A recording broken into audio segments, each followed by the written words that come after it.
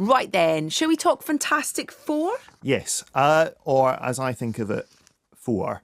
Oh dear. Now, this is a film around which a certain degree of controversy has been whirling for a while, and this kind of peaked, I think, this morning with the director Josh Trank tweeted the following. He actually deleted it reasonably quickly, but it was kind of, his view is out there now.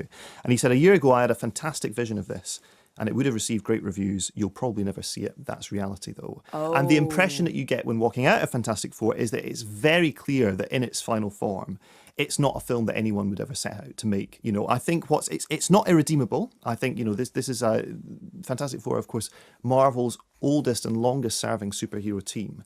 And what Josh Trank has done, he directed Chronicle previously, which was really the film that got him this gig about these 3 teenage boys who discover they have superhero-like powers and film themselves kind of flying through the air, bashing cars and bad guys out of the way and things. And it's all done in a found footage style.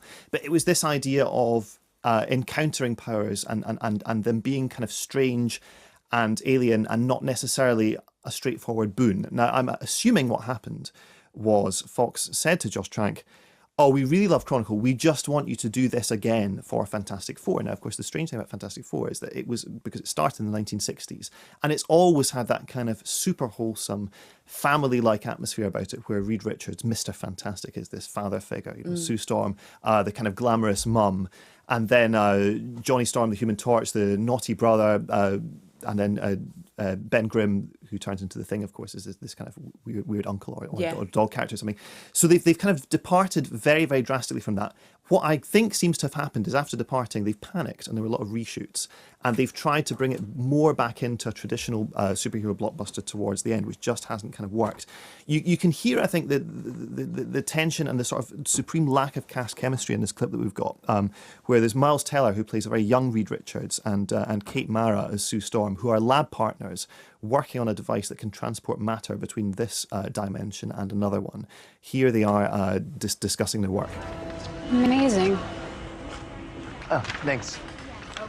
Amazing you didn't black out the entire Western Hemisphere. You basically ripped a hole in the fabric of space-time with unspec'd components and no supervision. Yeah, that was an accident. And if by accident you upped the power, you would have created a runaway reaction that opened a black hole and swallowed the entire planet.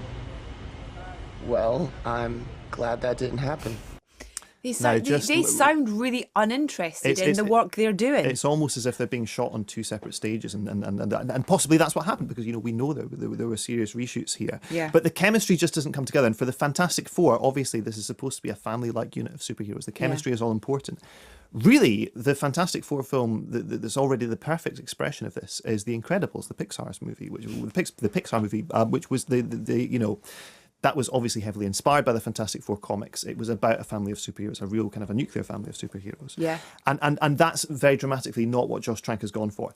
The first half of the film is basically taken up with them building this transporter. So they don't get their superpowers until the halfway mark. There's 50 minutes of this kind of lab toing and froing to get through. There's also a very long prelude with Reed Richards and Ben Grimm, who when he's older is played by Jamie Bell, kind of working away in a basement building the first version of this transporter. They transport to the other dimension, they come back, something goes wrong, and they're imbued with these special powers.